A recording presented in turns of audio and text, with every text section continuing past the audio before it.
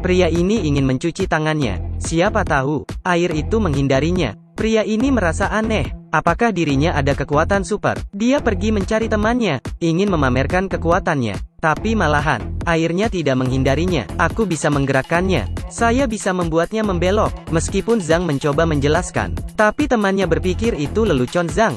Dia pergi dengan kecewa.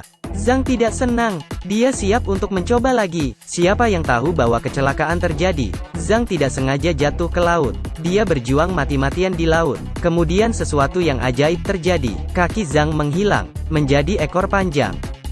Dia merangkak ke darat sekuat tenaga, ingin cepat mengeringkan tubuh saya. Tapi kaki panjang 1,3 meter sekarang menjadi 2 meter ekor besar. Dia tidak bisa mencapai. Harus bagaimana ini? Apa yang harus dilakukan kalau ketahuan? Pada saat ini, keajaiban terjadi lagi. Tubuh Zhang berubah menjadi genangan air. Kemudian, anehnya, ia kembali ke keadaan semula. Itu baru kemarin. Putri Duyung mengadakan ritual misterius selama bulan purnama. Mereka melihat ke lubang satu per satu, bersiap untuk menyerap energi bulan. Tapi saat bulan dan pintu gua berpapasan, sebuah pintu batu tiba-tiba terbuka. Zhang, yang terburu-buru untuk buang air kecil, tertarik dengan cahaya di dalam gua. Dia berjalan dengan penasaran. Apa yang dia lihat mengejutkannya. Ada trisula bercahaya di tengah pola melingkar. Zhang hanya menyentuhnya dengan pelan. Tubuhnya mulai tenggelam. Zhang jatuh ke kolam cahaya bulan Putri Duyung, juga mengganggu upacara pemujaan bulan purnama mereka. Karena ini sangat mendadak, Putri Duyung tidak tahu harus berbuat apa. Mereka hanya bisa diam-diam meninggalkan Zhang di pantai. Pikirnya ini akan menjadi cara untuk sembunyi. Tapi klan mengetahui hal ini. Mereka mengusir ketiga Putri Duyung, dan bersiap membawa klan keluar dari sini. Waktu pergi, pemimpin memberi mereka cincin bulan, untuk menjaga rumah mereka. Tiga Putri Duyung memutuskan pergi ke darat menemui Zhang. Ambil kembali kekuatan milik keluarga Putri Duyung. Perhatikan. Pria menuangkan air ke kakinya. Selanjutnya, dia berubah menjadi Putri Duyung. Dia mengagumi kakinya yang indah. Tiba-tiba ayah masuk. Zhang buru-buru menutupinya dengan selimut. Tapi keanehannya ditemukan oleh ayahnya.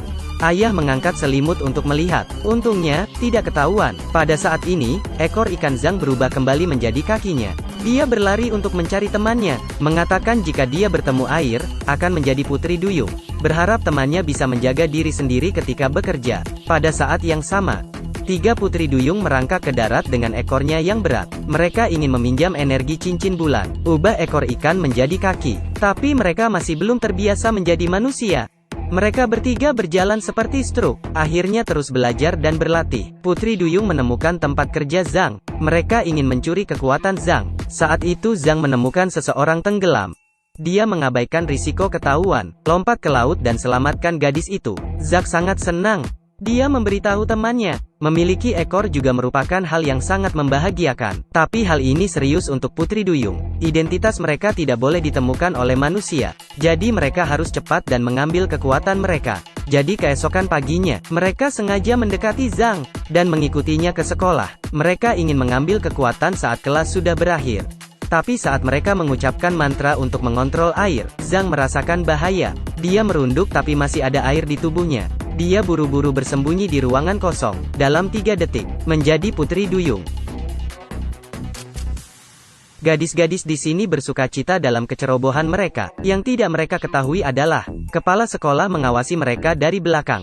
Dia memanggil ketiga gadis itu ke kantor. Tanya apa tujuan mereka datang ke sekolah. Dan mengambil cincin bulan mereka untuk dicuri. Melihat cincin, kepala sekolah memiliki ekspresi yang berarti di wajahnya. Itu juga berhasil menarik perhatian para gadis. Mereka diam-diam mengikuti kepala sekolah pulang. Dia ketakutan setengah mati oleh kucing di rumahnya.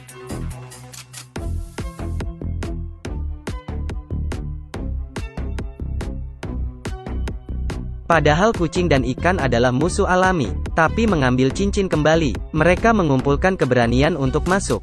Tapi mereka melihat sekeliling, tidak melihat kepala sekolah. Tiba-tiba, sebuah buku tentang Putri Duyung menarik mereka. Mereka baru akan mengeluarkannya. Tanpa diduga, ruang rahasia secara tidak sengaja terbuka. Mereka masuk. Di dalamnya, mereka melihat kolam, bisa keluar menuju laut. Dan Putri Duyung yang sangat akrab. Anak laki-laki baru mengangkat jarinya. Tetesan air di cangkir dikirim ke mulutnya. Ini cara unik anak laki-laki untuk minum air. Karena kecelakaan, anak laki-laki menjadi putri duyung ketika bertemu air. Tapi hari ini ayah akan mengajaknya berkemah. Bahkan ramalan cuaca mengatakan akan hujan deras. Ayah tetap tidak mau ketinggalan setiap kegiatan orang tua anak. Sulit bagi Zhang, tapi yang dia tidak tahu, ketiga putri duyung ingin mendapatkan kembali kekuatan supernya, melakukan sesuatu yang bodoh. Kepala sekolah juga putri duyung. Dia menyarankan mereka tidak keluar dalam cuaca ini. Begitu mereka mengenai air, mereka akan terdampar di jalan. Tapi selalu ada orang yang tidak patuh. Ketiganya segera berselisih. Nixie berlari kembali ke kolam bulan karena marah.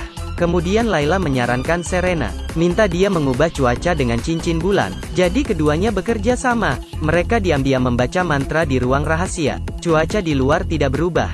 Di ruang rahasia, salju tebal turun setelah 1000 tahun. Dua orang terdampar dan terkubur di salju. Mereka menggigil kedinginan. Tapi sampai mereka mencoba mengejar Nisi, kolam di dalam gua tiba-tiba membeku. Dan di bawah naungan sihir, esnya juga semakin tebal. Pada saat ini, kulit keduanya juga bermasalah.